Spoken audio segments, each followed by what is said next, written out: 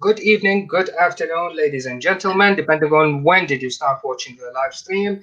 If right now it is 7 o'clock Sunday, the 29th of September. If you started watching the stream at a different time, that means it's not live anymore. I keep repeating that. Welcome to everyone to our first broadcast in English, and our guest tonight, the none other, the famous, nay, the infamous Vido from Vids. Welcome, my friend. Thank you very much Th- for joining us. Thank you. It's an honor to be here. Thank you so much for having me. The honor and pleasure is all ours. I am a huge fan. Our mutual friend Soha, who got me your number, she made me promise not to stalk you. This morning when I was texting you, I was thinking, this is the fourth text. Does this count as stalking? Yeah. If you said one more, then it would have counted stalking. I would have had to call the police. Sorry. So that was very good. Yeah. Yeah, legally it would have been Yeah. stalking. Absolutely. Yeah, because I've been watching your clips for ages, especially the ones when you do the impression of Dr. Zaki Naik. Yeah. Don't know why they call him doctor. Doctor of what? Don't think He's actually a medical doctor, not a PhD or anything like that. As in, if you come to him with a headache, he could probably help you. He's that kind of doctor. Yeah.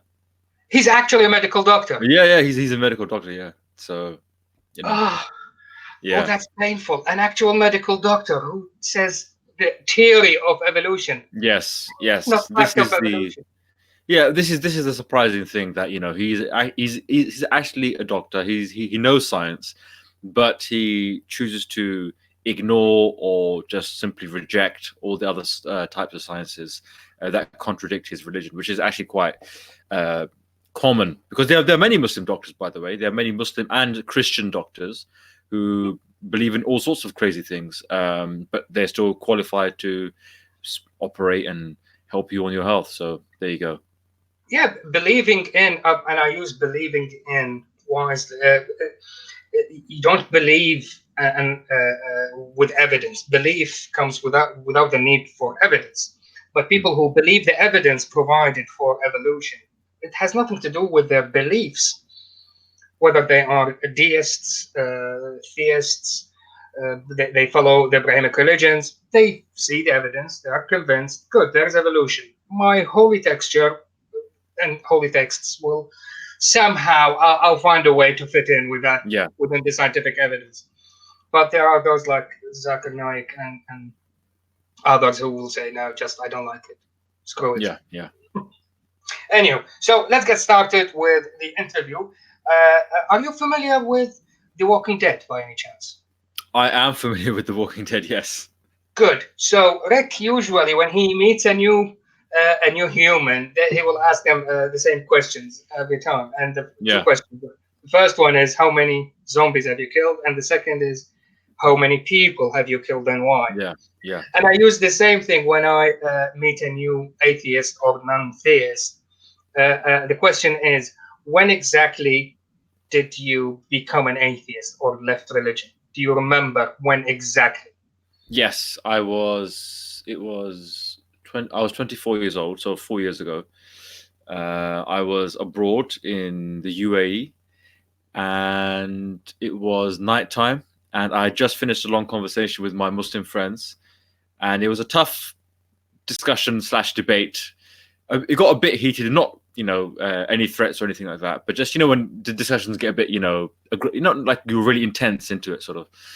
And it all started very sort of innocently or casually, and it just one thing led to another, and I realized that day that after many years I had been trying to reconcile Islam with science, Islam with reason, and my Muslim friends who were educated, university graduates, professionals, they took their religion probably more seriously than me, or more literally than me, I should say. But they were like, what you are trying to do in trying to reconcile it with science, like firstly, this is completely unnecessary and alien, and secondly, you think like an atheist. And to me that was like a dagger in the heart, because I wasn't an atheist. I didn't want to be an atheist. I saw atheists as irrational and stupid. And actually he compared me to Richard Dawkins, and I really didn't like Richard Dawkins at that time.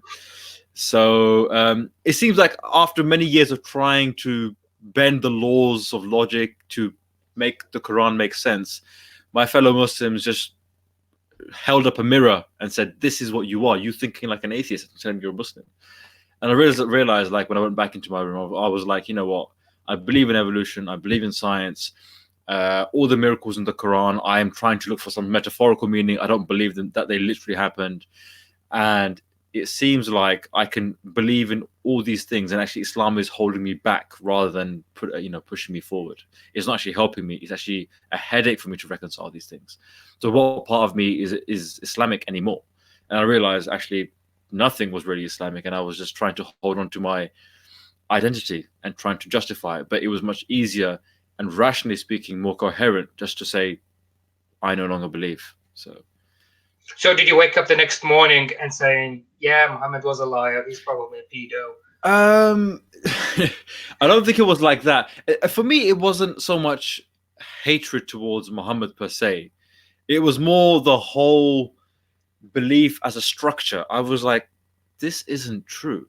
Like, if I can believe, I can be a good person and distinguish what is a good thing and what is a bad thing without having to jump through the hoops set out for me by Islam. And in fact, these hoops are themselves quite immoral sometimes. I mean, one of the things that really annoyed me was shirk. I know people say, oh, pedophilia and sex slavery and all this kind of stuff, but people always women were different back then, all that kind of stuff. But shirk is something which doesn't make literally any sense. It's the most victimless crime in the world, yet it has the most severe punishment. Like, even if you repent for the rest of your life, and God will not forgive you. I mean, this is very clear. I know Muslims say, no, you should always have hope. Okay, but this is your God speaking. I'm taking his word for it, not your word for it, Shirk is, the most, it's like you're offending God's character or offending God's power. So he can potentially forgive you for rape, for theft, for killing, for murder, for enslaving. Those things, potentially, you could be forgiven. But if you say God has a partner or God has a son, and, forget about it. So that's the Hindus, that's the Christians, or even the wrong type of Muslims. All of them will have to go to hell, and there's no way back. And I'd even ask my Muslim friends, like, if God is so merciful and so rational, right, he can forgive you for everything, but why can't he forgive you for shirk? And even they were like, oh, no, he will. But then obviously I pushed them on it. I said, listen, he won't. Why won't he forgive you? And they had no answer. And they just said, well, you have to accept. And I said, if I'm going to accept God and devote my life to him, then, I have to carry out a thorough investigation of his own morals, of his own standards. If you want so much from me, I'm going to ask something from you. So they didn't really have an answer to that. And there were small things like this that started to occur to me after I left Islam. Like, because once I rejected the whole science thing, then all the morals and all the historical events, they were all up for grabs, and I started to reevaluate and relook at my Islamic faith, or lack of it. So is it fair to assume that that night was the first domino piece, that fell over? I would say there were many other domino pieces that started to fall before I was a Muslim, but this was the last hay, or the hair that broke the camel's back. Yeah, exactly. This was the one that I actually considered. Maybe Islam isn't true. Before that, Islam was true. I just hadn't found a way to navigate through it, or I hadn't found the real version of Islam. But that night I was like, maybe the whole thing is just nonsense. So you were more or less a Quranic before that night? Before that I was mostly a Quranist Muslim, because the hadiths themselves are a complete mess, and a lot of not all of them, but a lot of the real immoral kind of, acts come from the hadith. So like blasphemy hadith, apostasy hadith. I would say as a Quranist, I'm a Muslim, I don't believe in blasphemy law, it's in hadith. I don't believe in apostasy law, it's in hadith. I don't believe in it's in hadith. That was my way around it. But then obviously I had to confront the very nature of the Quran and its anti-science and anti-rational way of thinking. And once I threw that out, then I was like, you know what, I don't think I can call myself Muslim anymore. Good. You just redeemed yourself, my friend, at the last 2 minutes, because the Rick Grimes. Yeah. If you the answer you give me, Lovely. Normally when I ask the question, if the answer was it was on the 25th of March 1975, if they give me something like that, I would say, yeah, you're not an atheist, man. Yeah, it's a journey. You have to these domino pieces. It's the journey. It's one by one. Yeah. Yeah, so yeah, 100%. that night was the final hair, not the Yeah, win all be all. Brilliant. Uh, exactly. so comedy, comedy and social Yes. media. Uh, you've been doing really well, really well. Well, you still do in terms of doing impressions and really hilarious stuff. Really make my day. Make my day every time you upload a new video. Why on earth are you trying to do my job by doing interviews? No, into, I mean it in a good Oh way. boy. By the way, Yeah. I'm a heavy smoker and I smoke Of course. roll-ups, Of course. but I roll them up in one go. So I spend hours during the weekend rolling up enough for the whole week. And the past few weeks, all I've been watching is all your interviews for the past 3 months. They are brilliant. Oh, I appreciate that. I really do. I So really appreciate that. what caused Yeah, the for me, shift? comedy is one of those things. Like from comedy to interviews. Yes. So what was the question? Yeah, Oh, yeah. from So comedy to interview. So I've always been doing comedies because that's what became most natural to me. I was always a funny kind of clown kind of person. I was always taking the mick out of things, politics, religion, personal things. And I felt that, this whole ex-Muslim or anti-Islam or whatever you want to call it, this whole space on YouTube, it was too serious and it was too, either it's Islam is rubbish, or it was ex-Muslims getting killed all over the place. It was either angry or depressed. I wanted it to be happy. I wanted people to have a laugh at Islam and look at the funny side of it. Even Muslims, I want Muslims to have a laugh at their religion and look at the funny side of it. Muslims can enjoy jokes about Christianity and Hinduism, and that's perfectly fine. But when it's turned on Islam, then everything becomes very sensitive. So I want them to enjoy their religion, and if that's the first step in recognizing, you know what, maybe we shouldn't kill people for making jokes, then fantastic. Even if you remain a Muslim, that's not a problem, as long as you can say, you know what, I can believe in this, and someone can make fun of it, and that's completely fine. That's freedom of speech. That's my biggest thing, is freedom of speech.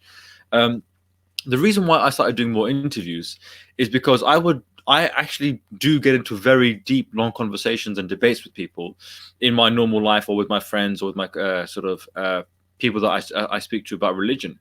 And I thought, well, why not? Why not speak to people? Why not get their opinion on certain things? Why not speak to, Muslims and ex-Muslims and Hindus and left wing, right wing, and all the rest of it? Because I felt like nowadays and it's been happening for some years now, people have this thing where they deplatform or silence people because they believe in the wrong type of ideology, whatever it is.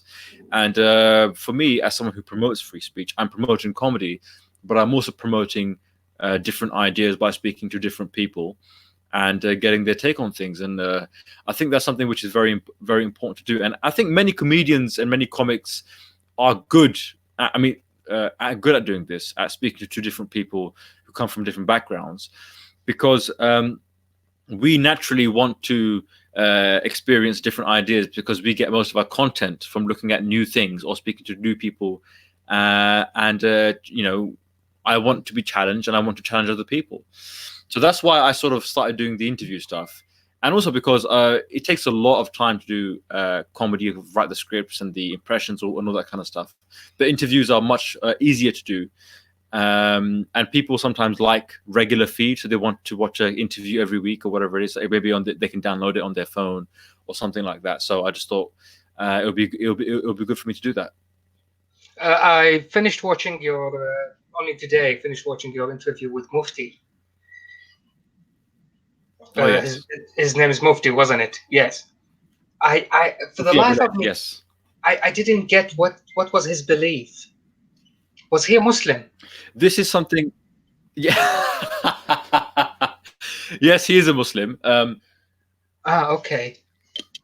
He is someone who is heavily criticized by mainstream Islam because he is someone who is trying to promote a more rational, reasonable version of Islam. He would say that he refers a lot of the time back to the text of Imam Malik and the classical scholars. And he's someone who I respect on one level, because he really is challenging his own fellow If you Muslims. can He repeat doesn't the last believe 10 in. seconds, the server was down to 10 seconds. Sorry. Yeah, sorry. He's someone who I respect because he really is challenging his own fellow Muslims and fellow sheikhs and people on YouTube by saying, we don't have to be giving dawah all the time. We don't have to be in people's faces. Islam doesn't have to be like a big heavy thing we carry and say, oh, Muslim, Muslim, Muslim, Muslim, Islam, and this and that and the other. And he is promoting a more rational, reasonable type of Islam. But then obviously when you get down to the nitty gritty, and me as an atheist, I'm saying, okay, if you're pushing a more rational, reasonable type of Islam, then I have to question your premises and saying, well, if you're so rational and reasonable, why do you believe in this in the first place? Surely you would, at minimum, be an agnostic. If you don't know the answers to everything, then I would say be an agnostic. And if you like something in Islam, fine, fair enough. But why do you have to accept the whole framework and try and reform that, rather than just being, rather than just following the scientific method? So yeah. There is a very famous vlogger or YouTuber, an Egyptian guy called Ahmed Sami. He also do a lot of regular videos. He used to be a similar type of Muslim as Mufti. And he used to hold a lot of debates with atheists to promote his view of this nice Islam. And lots of the scholars used to challenge him for it. And guess what happened after about, what was it, 4 years of following this path? He became an atheist. Oh, wow. And now he is famous all over the Arab world for debating old, experienced Muslim scholars and winning the debate hands down every time. And he's also funny, significantly less body mass. I think anybody is significantly less body mass compared to Mufti. No disrespect. He's a big guy. He's a big guy. Yeah, I can't be disrespectful to him. We both live in the same country. We might bump into each other, or actually, he might bump on me.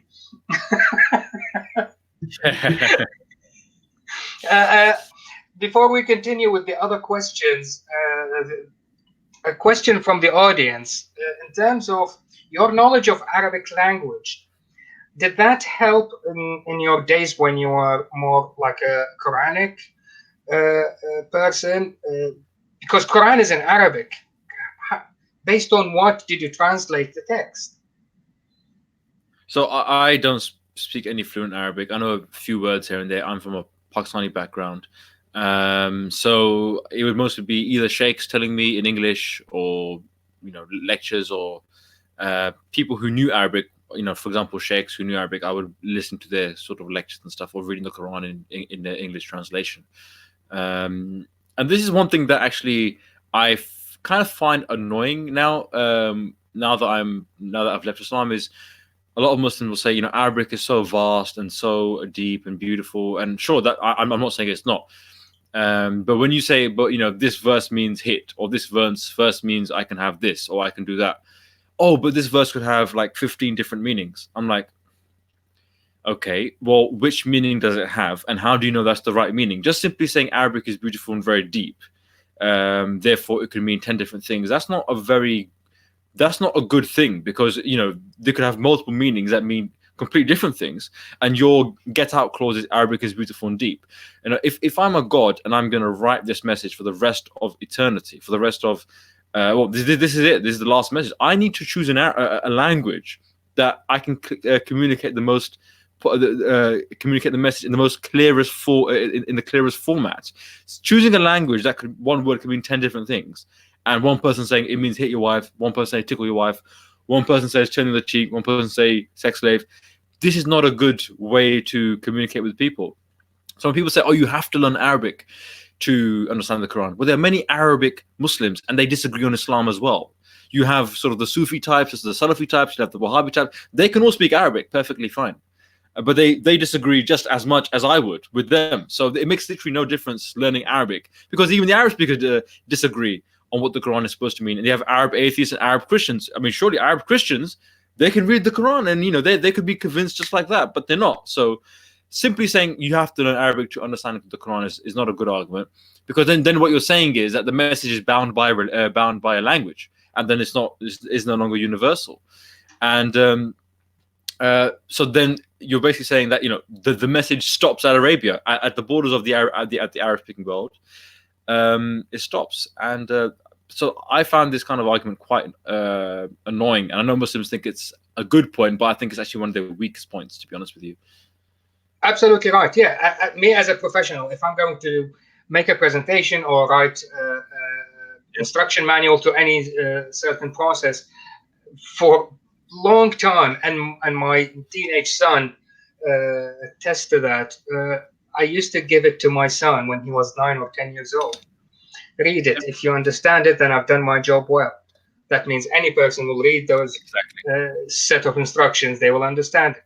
So the creator of heaven and earth, hundreds and hundreds of trillions of solar systems and galaxies, couldn't write a clear message that is not open to interpretation. Yeah. And at the same time, I find it a bit racist because إِنَّا أَنزَلْنَاهُ قُرْآنًا عَرَبِيًّا. So God says this Quran is in Arabic. Now, I think 75% of Muslims around the world are non-Arabic. Mm. So you get Yeah. hasana with each letter you read in the Quran. So if you're reading it, if you're reading the translation to a different language, you're not getting all those brownie points. So how is that Yeah. universal? Yeah. It doesn't make any sense to I me. mean, this is very clear that this religion that Muhammad created, it was for his people, man. I mean, I know he says it's for everyone and no race and all that kind of stuff, but I mean, listen, it was for his time, it was for his people. I don't think he even envisioned non-Arabs across the world converting to his religion or being taken over by other empires, whatever it was, and converting to his religion, and then taking his religion seriously. I don't think he even cared. I just think he was a very successful man in his own Mm. time. He conquered Mecca, Medina, and the surrounding area, and good for him. But he's not my prophet. No, neither Richard Dawkins. For some reason, lots of Yeah, yeah, theists think we worship Richard Dawkins. yeah. Absolutely, Okay, yeah. so how were your early days of coming out to friends and family? Was that an issue? I think it was interesting because I told my parents after I think I waited a bit. I didn't tell them straight away. I waited. I don't know if it was a month, couple of months, or whatever it was. I told them, and they thought like they were like, "Oh, this must be some sort of phase," like because I get into many conversations about Islam with them, and I was the one in the household that would learn that would watch like hours and hours of lectures and come to them and discuss Islam with them and saying, "You're getting it wrong. Islam is actually this." So they were like, "Oh, maybe this is just some sort of phase, or maybe he's just reading some new material or whatever." So they didn't really take it seriously.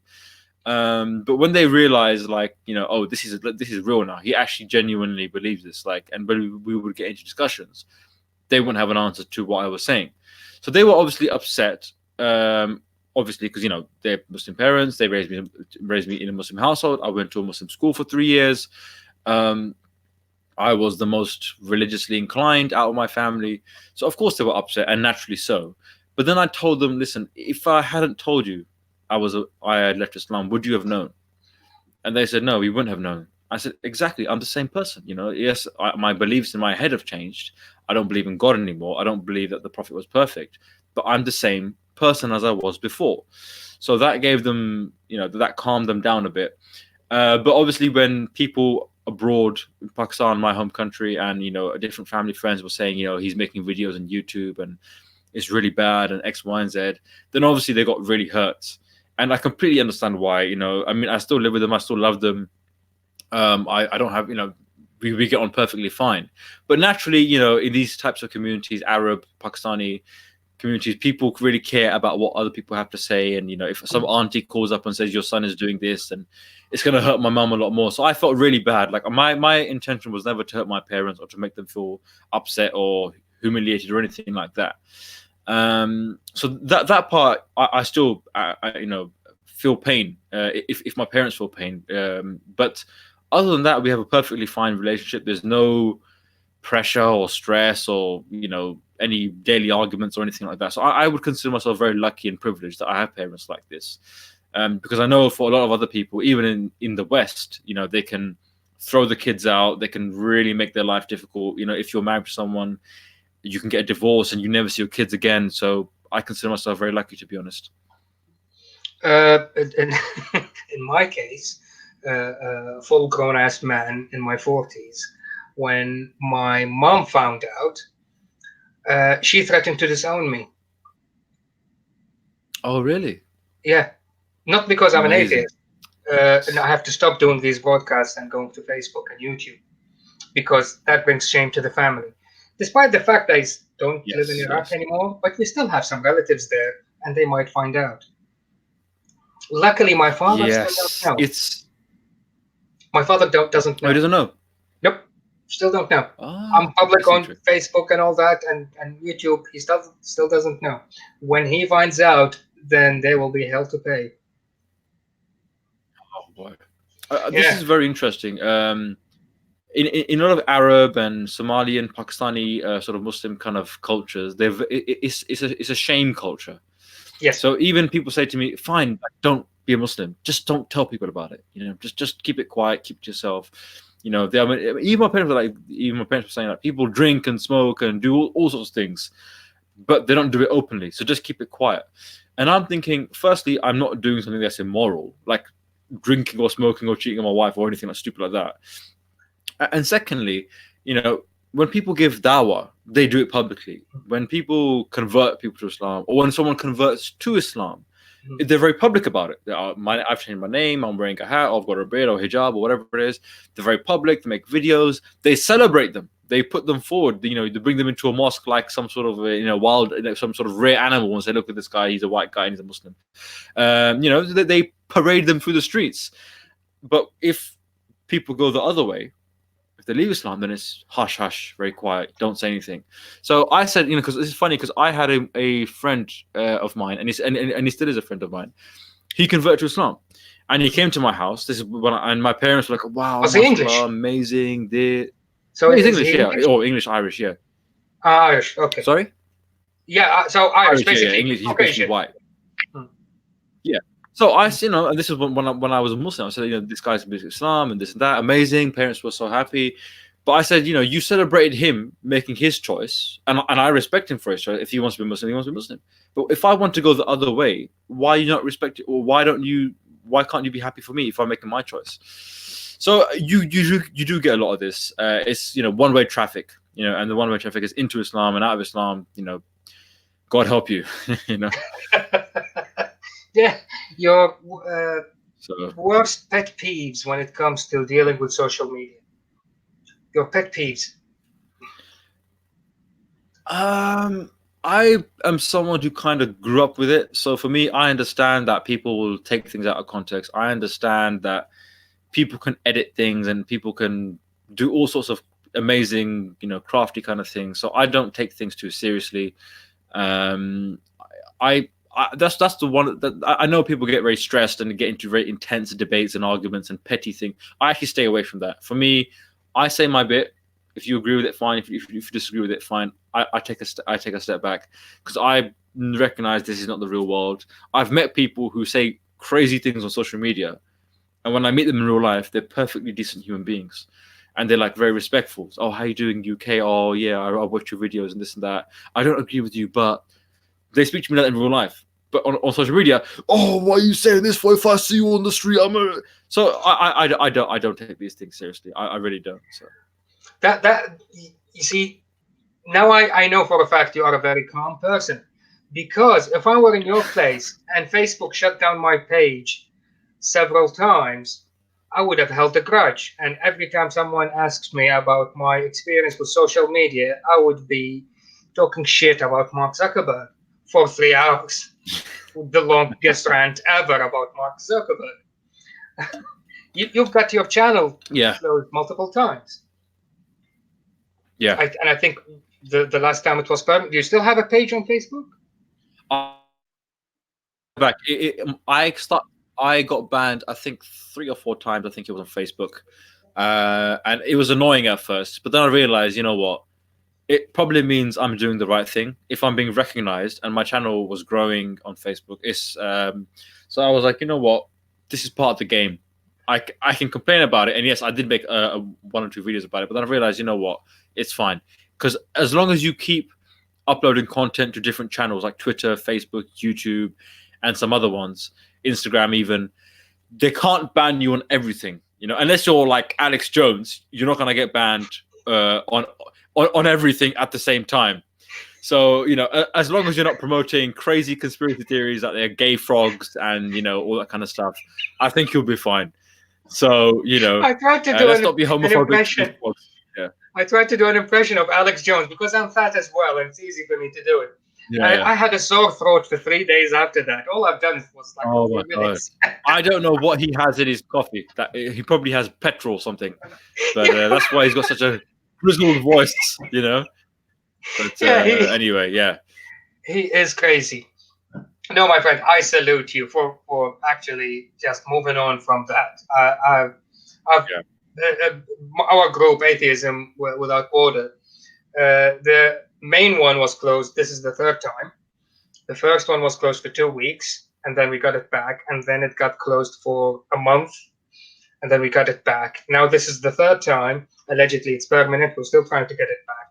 When the first time it was closed, just to spite the haters, I opened Atheism Without Borders, the second, the third, the fourth, and the 10th. 10 of them. And Atheism Without Borders in English, and one for atheists only. No Muslims allowed. No Christians, no anybody. So we have like 15. And then we opened our series groups, Heresy Without Borders, the page, Heresy Without Borders, the group. That got shut down immediately. That didn't last for a week. Yeah, so each time they do it, I get really messed up and angry. And then I open 20 more groups just to spite them. But you are so calm about it. I salute you. Yeah, I mean, I would just say open different channels on different platforms like Twitter, YouTube, Instagram, Dailymotion, Vids. Like, use all of them because maybe one is more successful than the other. And for example, I think Twitter isn't as bad as Facebook in some regards. I know that it has its own criteria, but you've just got to play right. You've got to find a sweet spot. Like, for example, what you're doing now in English. Maybe this is a better format to release your content because you know that the people that are going to review your channel will be slightly more lenient. So you just got to play around with it, But I commend you for keep going. The intent wasn't for me to talk and people to listen. The intent for me was to create this closed community where people can feel free to discuss these things. And because it's in Arabic, so they are Arabs. In the Arab world, you cannot say publicly you're an atheist. You will lose your job. If you're still underage, people might kill you, might throw you away. You'll be disowned. If it's a woman, it's even worse. So it has to be a Facebook closed group, not public, and they can discuss these things openly. YouTube cannot give you that. Twitter cannot give you that. So the only platform that currently exists is Facebook, and the other one is agnostic.com, and that's only a forum. That's not a social media network, at least as efficient as Facebook. And there aren't many Arabs in agnostic.com. So yeah, that's an issue as well. And that's what frustrates me because that was the goal, just to create this environment for people to talk and discuss in a safe environment without prejudice of the community. You can do that in English. Reddit is not. Yeah, funny story. I opened an account on Reddit, and 10 minutes later, I called my teenage son and asked him what to do next. I have no idea how this thing works. And he explained things to me. Now I'm showing my age, although I'm a self-confessed geek, but when it came to Reddit, it went way over my head. And then he explained it to me, and then we tried to find something similar to Facebook groups, so a subreddit just for Arab atheists or non-theists. It doesn't exist on Reddit, and there aren't much content in Arabic on Reddit for some reason. I couldn't find a subreddit in Arabic, even the Islamic ones. It's all in English, not in Arabic. Yeah, weird. I don't know why. Arabs don't like Reddit, apparently. Yeah, maybe it's not that popular in the sort of Middle East or South Asia. So and it might be for teenagers only. I don't know. Do you have a Reddit account? Yeah, I don't use it that frequently, but I mean, Reddit is pretty good for pretty much anything like Yeah, politics, it's religion, like the Wild fitness, West, games. second only to 4chan Yeah, when it comes to yes, do say whatever you want. yeah, exactly. Yeah. Yeah, I'll keep trying to learn more about Reddit and do something about it over there. One question from the comments reminded me of something. I kept referring to you as an atheist. Are you an atheist or are you Yeah, agnostic? I would say so. For a long time, I was agnostic, but then I would say I'm an agnostic atheist. I don't believe that there is a God, or I have no reason to believe that there is a God. But obviously, agnosticism is like can't be 100% certain. So like Richard Dawkins says, if on the scale of I believe in God 1 or I 100% don't believe in God 7, I'm like a 6.9. So I highly doubt that there's no God, especially the Abrahamic ones or the ones in Hinduism.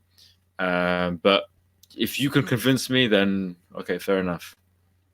So I know the answer to this, but because people ask the question. So you've left Islam because Hadith didn't make much sense, Quran didn't make much sense. So yeah, Islam is false. You left Islam. Why have you left religion altogether? Have you tried other religions and you find them to make no sense whatsoever as well? So Have you I tried mean, other for me, religions? I didn't believe in. I haven't tried them as if they're some sort of ice cream or something like that. No, but the reason why I never gravitated towards any other religions was because when I was a Muslim, I looked at Christianity. Obviously, I'm not a Christian scholar or anything, but with Christianity and Islam, there's quite a lot of similarities. There's a God. Yeah, I mean, even if you forget that the Trinity and Son of God thing, there's a lot of similarities. It's the same type of God giving the same type of messages and heaven and hell and all this kind of stuff. So for me, it wasn't just simply about refuting Islam. It was about refuting the whole idea of a God who's giving commandments to a people. He has to follow the commandments, but there's no free will, but he's still punished anyway. And this message is in one language that was written 2,000 years ago or 1,400 years ago. But that language, like the whole framework of religion, especially the Abrahamic religion, when I left Islam, I not only rejected Islam, but I rejected the whole framework as well. And I never really got into Eastern religions, although I'm learning about them. But what I find is that they are even more like nuanced or various and whatever than Islam. I mean, there's more sects, if you want to say, in Hinduism than there is in Islam, and their whole structure is very alien to me, to be honest with you. The whole like Hinduism, that kind of stuff. And you can be a Hindu and be an atheist, or be a Hindu and believe in 1,000 gods. So for me, it's like, okay, I'll be the Hindu that doesn't believe in any gods. I'll be that one, please. That one, please. So yeah, I think in general, the reason why I didn't go for religion is because I think even if I was to choose a religion, I would have to refer back to the scientific method. I would have to refer back to reason and evidence. So if I'm gonna just base my beliefs on reason and evidence, why don't I just do that as opposed to choosing one thing over another and calling myself a follower of this religion or that religion? I should just say that I'm a agnostic or I'm a skeptic, and I value rationality. That's what I'll go for. We've done a series in Arabic, a series of videos. We call it the Islamic strawman, the strawman fallacy, and they have all these little straws that they use in every stupid debate they go to. And this is actually one of them. And I essentially ask the question. So in a way, I'll edit the videos and start doing English series just for the Islamic strawman. So yeah, if you left Islam, why didn't you go to another religion? Well, basically because we were high on opium, and now I'm out of it. Why should I go to another drug? I'm Yeah, sober now. yeah, I don't want it's another true. drug. Yeah, Yeah, why swap one delusion for another? Don't you want to leave the whole thing? I mean, why would you? This is why I don't understand. You know, people say, "Oh, why don't you become a Christian or something like that?" It's like, guys, the things that I'm rejecting in Islam exist within Christianity. The whole idea of an eternal God and He's judging you and this kind of stuff. The thing is, people think I live. A lot of people. This is actually some research done on this, and it's actually quite interesting. Um, uh, the most common, or rather, people think the reason why people leave Islam is because of terrorism. They come across terrorism, and they think, you know what, I can't be part of this religion. Terrorism is one of the least cited reasons why people leave Islam. So the reason why I'm saying that is because people think, oh, the most violent or the most horrific things. When a Muslim sees that, they say, I can't be part of this religion. But Muslims have their own response to this kind of stuff. Response for this. They say, this type of Islam is not the kind of Islam that I live. My parents never taught me this. This is a perverted Islam. Islam means peace. All this kind of stuff. And the reason why Muslims leave Islam, and number one is science or gender roles or miracles or some other thing that's actually slightly more practical, if that makes sense. We don't think about terrorism on a daily basis. Very few people leave Islam for that reason. But the vast majority of ex-Muslims just leave Islam because, like, yeah, my science teacher is telling me this, and my Maulana is telling me that. Which one is right? And they start digging and they start reading, and they think, yeah, this whole thing doesn't make sense. And when I mean this whole thing, I mean the whole structure of religion doesn't make sense. So that's why we don't tend to go towards Christianity or other religions, although some do, but they are a minority. Yeah, a tiny minority. I think I know just one person who left Islam for Christianity, and no, two. One became famous, and he's now like the American style TV evangelicals. He's Egyptian, and now he's one of those Christian TV channels. Hazim Faraj? Is it? No, no. Is it Hazim? I think that's another one. Okay. I forgot his name. Anyway, he's pretty famous because his sole job is just to diss Islam, nothing else. Oh, really? You left Islam and became a Christian, Yeah. and now full-time job, 9 to 5. You just diss Islam. That's it. Wow. Yeah. So silly. Yeah. It's yeah. Yeah. If you want to stay high on something, it's fine. Go to another religion. But as you said it, not many people do that. Once you get sober, it's very hard for you to find another drug that will keep you docile like you used to be before. Once you open your eyes, there's no shutting them back. It just can't. Yeah, exactly. Again, a silly question that usually Muslims ask. You atheists, all you want is to end Islam. Do you want to end Islam?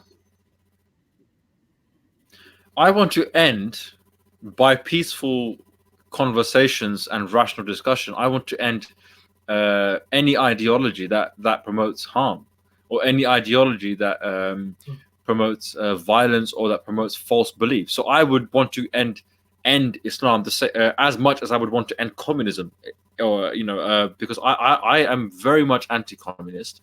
I know many ex-Muslims or atheists are very left-wing and sort of communist, but I am just as much, if not more, against them as I am against Islam. So you're with me. So you're fiscally conservative like me? I would say I'm fiscally conservative, but even if you want to be somewhat have social measures, that's fine.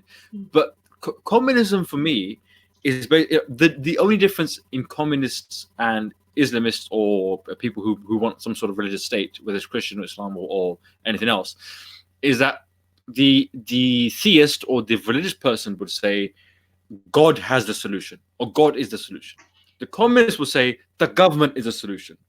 There's the two G's, God or government. I'm saying you are the solution, not God, not the government. Yes, the government can do certain things here and there, very limited government to protect human life, so on and so forth. But at the end of the day, we have to create a society where the individual is empowered. And the individual has the means necessary to find the solution for their own life in their own way. So I am as much against communism as I am against Islam or Christianity or anything else. That doesn't mean I want to fight individuals physically or want to see them any harm, but I want to intellectually uh, sort of deconstruct Islam or deconstruct communism or any other ism that I find dangerous or irrational. Oh boy, you just pissed off some of our audience. It looks like we have a I couple know, of but but Marxists. you know what? I'm the reason why I'm saying that is because when ex-Muslims criticize Islam, we say, "Oh, why are you getting upset? Why are you getting upset?" So we should also be able to take it on the chin. And when I'm criticizing communism, I mean, unless you are a devotee of communism, which sounds very religious, if Yeah, you ask me. they probably worship Marx. He knows. Yeah, He knows exactly. who I'm talking about. Now he's laughing. Okay, he took it on the. He took it well. Brilliant. Yeah. Well, there's a picture of Stalin there. I wasn't Yeah, sure if that was that's the ironic guy. or if that was serious. No, that's the guy. Yeah. Yeah, that's a very dangerous picture, man. Only a couple of 100 million or whatever he killed. No big deal. Yeah. Yeah, not a big deal. No big deal. Well, yeah, they Yeah. replaced God with Karl Marx. Yeah, we're not going to worship Yeah. God. We'll worship either Jivara or Karl Marx. Yeah. Exactly. So let's take it a step further. Let's say in 100 years, do you think Yep. religion will go away in 100 years? I don't think, practically speaking, religion will ever go away. I think the most practical solution is for us to defang religion, where it gradually becomes less and less important and has less and less influence on the lives of people. And the best way to do that is to create a secular society. So I have no problem with the nominal Muslim, the nominal Christian, the nominal Hindu, whatever it is you want to pray. You want to have your place of worship. You want to wear your clothes. Like, I have no problem with those religious symbols or rituals or anything like that. I go to Eid prayer with my family, and it's fine. I have no problem with that kind of stuff. My problem is when you get someone in government or someone in power saying, we have to do this because God told us to do so. That for me is the biggest concern and the biggest priority. So if we can get to a place where someone can be a Muslim or be a Christian, and I can make jokes against Islam, and they can build their mosque and be happy, fine. I have no problem with that. But I know some atheists would want to go further, and that's fine. That's their position. My position is I want to defang religion the same way Christianity was defanged in Europe. And we make jokes about Islam. They can make jokes about atheism. It's all fine as long as nobody kills each other. No problem. Yeah. Exactly. I used to work in Paddington for a while for this infrastructure company, and every Friday noon we had a big meeting just after lunch. And this guy who works for contracts, we needed him in the room, and it was an important meeting. He never shows up. He was invited. I told his line manager every time, and then the third time I told his line manager, we need him in the room. He has important information. He's not emailing us the information. He just don't show up. That's bad.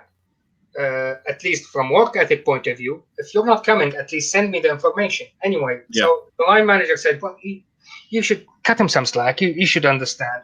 He goes to Friday prayer. Fuck what? I'm in London. Friday prayer doesn't stop work. It's not my fault. It's your fault as a line manager. You gave him the time off, so it's fine. It's your call. Now I need my information. Give it to me. I don't care how you get it.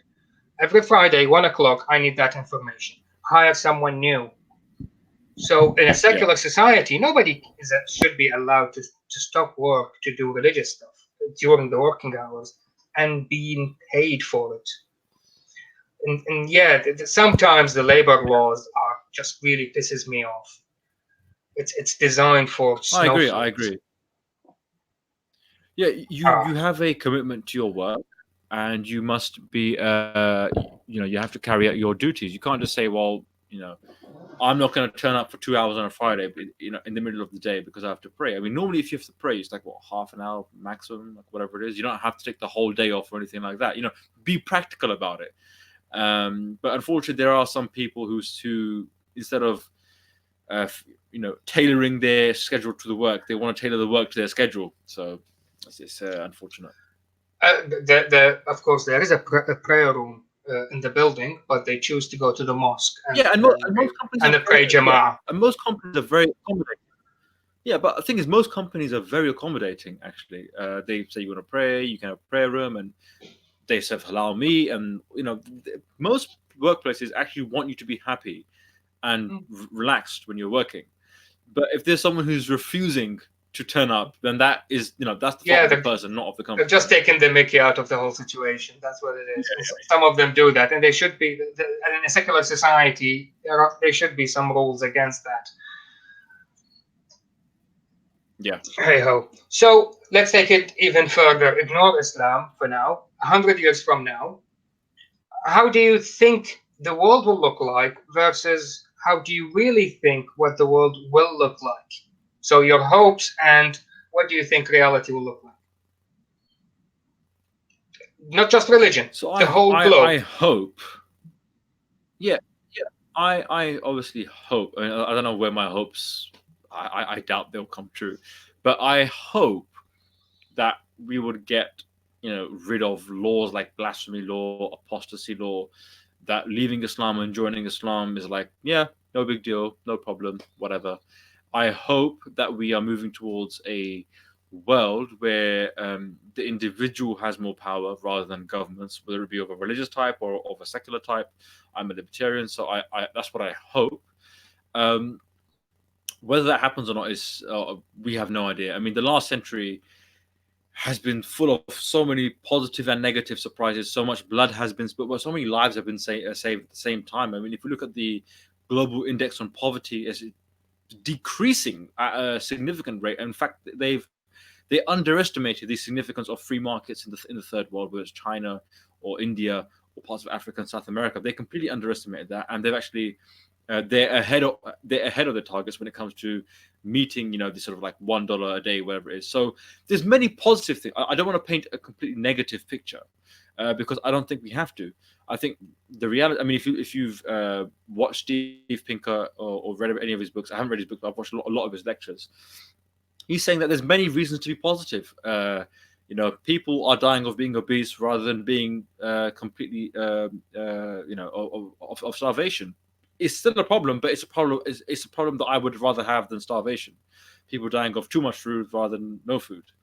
But yes, so I don't have a completely bleak picture. I think when it comes to religion, especially Islam and Muslims, I think it will get better, not because Muslims want to get better, but because I think that's just the way the world is going. I mean, I think the number of ex-Muslims in the Muslim world will reach a certain critical mass where now your brother is ex-Muslim, or your family, you have like at least two family members that are ex-Muslim, or whatever it is. Your teacher's an ex-Muslim in the Muslim world. Are you going to kill everyone now? Are you going to? Is this what you're going to do? It's going to get to a point where it's just no longer practical, and the ex-Muslim people in the Muslim world would actually be a significant number where they could vote someone in. That's what I hope. I don't know. I mean, it might get much worse before it gets better. That always happens. That the sort of last throes of them trying to reclaim some sort of identity, and I think that's what's happening with Turkey, Pakistan, and Indonesia, where they have this.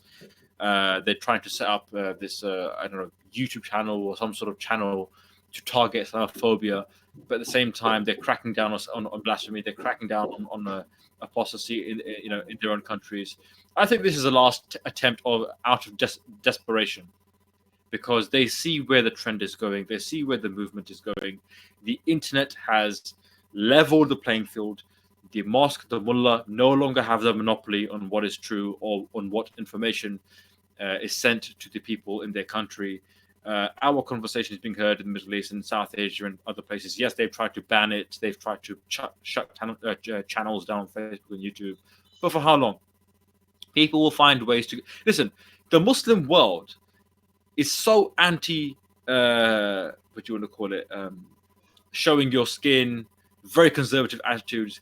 Yet some of the most highest penetration of porn is in the Muslim world. Okay? Yeah. If they can find ways to get around their internet restrictions and censorships to watch porn, and a lot of it is gay porn, by the way, then they can hopefully, you know what we should do? We need to upload these videos onto Pornhub. That way, we might get Yeah. some more traffic. We should have this conversation with our clothes off, and just like to have a normal conversation Yeah. with our clothes off. That way, we might get more ex-Muslims. I'm being very serious. We might turn the whole world upside down by having these I like it. conversations on Pornhub. I might I actually. think we've cracked the code. Yeah. I need to check on Pornhub what actually. I might actually do that. You know. Yeah. Yeah. What actually categorize? What Ex-Muslim actually has sex. Yeah. Is it enough if it's only topless? If it's just topless, if that account as porn, yeah, we might have similar video topless, and we put it on Pornhub. Yeah. That way, they will definitely watch it. Yeah. Well, I mean, speaking of porn, but I mean the hijab or the the hijab has been quite fetishized. You know, they like watching women with hijab in porn, so we just get a few hijabis on, and they'll slowly take their clothes off and talk about Islam sucks or I'm a sex slave or whatever it is, and we might have a new audience completely. So I think that's probably the way forward, because the Muslim people are watching a ton of porn.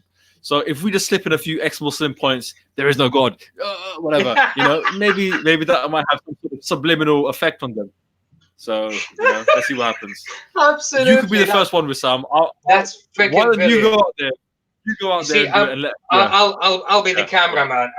I have 15,000 pounds worth of camera stuff and lenses and and lighting. Yeah, I'll be the cameraman. Fantastic. Yeah, we can do like an Arabian Nights theme, whatever it is. Yeah, Aladdin and Jasmine. Yeah, love it. That's good. It's interesting when you said we'll get to a critical mass. Once, me and another friend, we found actually what was the turning point in Europe when it's a well-known fact. It's a combination of the Inquisition and the Black Plague. That's when people turned to the church and they couldn't find any help. People were dying left and right for tens of years, and there was nothing from the church. It got even worse, even more oppression, and now the ruling class were using the church to oppress them even further. And that's when they got fed up, and then the French Revolution, and everything changed since then. It went downhill for church from that day. So same parameters, if we apply the same parameters, same issues around that kind of period to the Arab world, to the Islamic world, not the Arab. Arabs are only 25% of Muslims around the world. Then maybe, plus minus, give it 100 years or two, because now we have to add in the factor of the internet. We don't need to wait for 100 years. So 100, 150 years. And then what will happen? But we need the Inquisition plus the Black Plague. I was hopeful that Daesh was that, but they got crushed very quickly. So we probably need another Daesh, and then that's that we can say, yeah, that's a good combination of Black Plague and the Inquisition, because they were both. I honestly think with Muslim countries, their own governments are so corrupt and so heavy-handed. They themselves, firstly, a lot of the Muslim world is in debt, and they don't have very good laws when it comes to basic things like anti-corruption, or the common man or the common woman. They don't always get their rights. It's very corrupt, and on top of that, they want to play the victim game, blame the West, blame everyone else for their problems. I think it will get to a point where the Muslim countries will be like, you know what, you can't give us economic growth, give us our at least freedoms. And this is what's happening in China also. And this is what China is very scared about, because they had this many years of growth, of like crazy economic growth, but naturally it would slow down. You can't grow forever. So when that's slowing down, they're like, well, we're not getting as much money as we did before. Can we at least have our individual rights? And then the government's going to be, then they're going to panic. I think the same thing will happen on a similar level with the Muslim world. Maybe different details, maybe different circumstances will trigger it. But we'll get to a point where people are like, you know what, we are fed up with this crap. We don't want it anymore. And I hope it's not violent. I hope it's not bloody. But if the past is anything to go by, then it could be pretty violent. But I think their own governments will fall because they cannot sustain the level of corruption and suppression on their citizens. And the citizens can play along, yeah, Islam, this and Islam that. At the end of the day, if they're not having food on the table, and if they're not growing, and if they don't have stability, forget about it. Actually, this afternoon there was another video on one of my dear friends, Mr. Fikri Sami. We were talking about secularism and secularism in the Arab world. And my opinion, well, the question was, can it happen and how it can happen? And my opinion was, if you're a shepherd and the only way to control your herd is to use your dog, and the dog is doing a very good way to control your herd of sheep, why on earth would you give up that dog? In this analogy, the society is basically, we are sheep, and the shepherd is the government, and religion is the dog. They are using religion to control societies. So giving up religion and using religion to rule, that's basically secularism. There is no way they can give up the dog because they want to control everything. There is no true democracy. Look what happened in Iraq. I can tell you horror stories when I lived in Iraq. I lived in Iraq until after the war. I left Iraq in mid 2006, late 2006, 2006. So I lived through all the wars, basically. So I know how the government controlled the people. I know 1984, the novel. When I read it, I reread it a few months back, and the similarities and brought back so many memories. It was like it was the manual how every Arab dictator ruled their country. Amazing. That was 1984. So when authority started fleeting from Saddam Hussein's hands, what did he use? Religion. It was the Islamic campaign, that's what he called it. And he started pumping money to mosques, to scholars, and to the tribes, of course. And tribes protected their religion and all that BS. So yeah, it will take ages. Anyway, my good friend, I promised you an hour. We're slightly over. Before we finish, do you have anything to plug?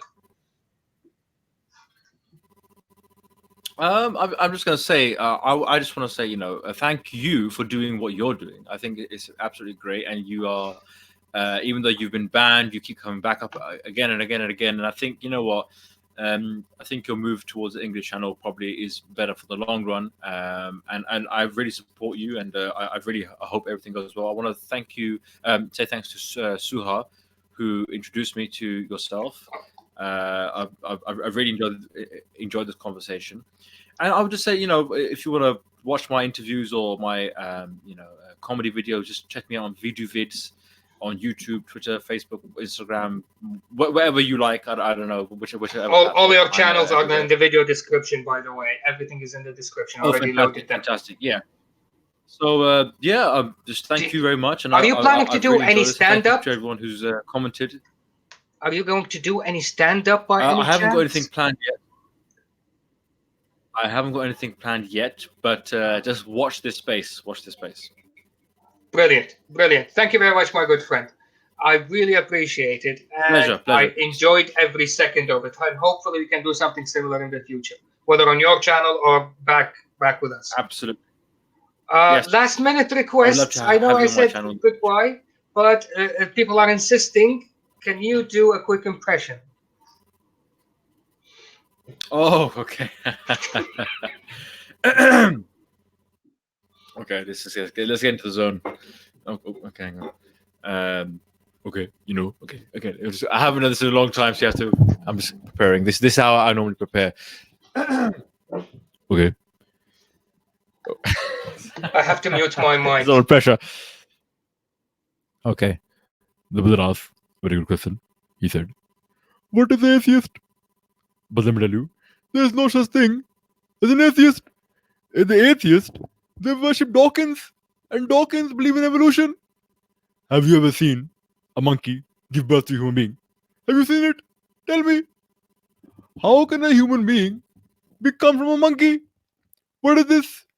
Is this science or Harry Potter? And by the way, Harry Potter, you know, he does magic. What is this black magic? Jinns. Dumbledore. What kind of beard is that Dumbledore? Is he Muslim? Is he kafir? I don't know what I'm talking about. I don't know how I got to Dumbledore. Voldemort. Voldemort. Where is his nose? What about Voldemort speaking to snakes? Yes, Harry Potter speaking to snakes. That's actually haram, bro. I'm not even gonna lie, because snakes are like a very bad kind of animal, and it's found like the jinns and whatnot. But So the snakes Harry only Potter, only spoke the to wizard Adam came and Eve. They only spoke to Adam and Eve, didn't they? exactly, Yeah, exactly. So they can't are talk to them. don't exactly. So there you go, guys. I'm not sure what I was talking about there. I was just going off on the top of my head, and whatever came. The brother asked a very good question. We have, at least I'm counting, 5 people died in the Yes, comments. very good question. Thank you very much, my good friend. I enjoyed every Pleasure. second of it, and hopefully we can do something similar soon. Have a great night. Thank you for the audience. Thank you for the comments. Hopefully next time on Pornhub. Yeah. Hopefully next time on Pornhub. I'll see you there. Good night, my friend. Good night, people. See you next week on another episode with Atheism Without Borders. Have a good night. And podcast. And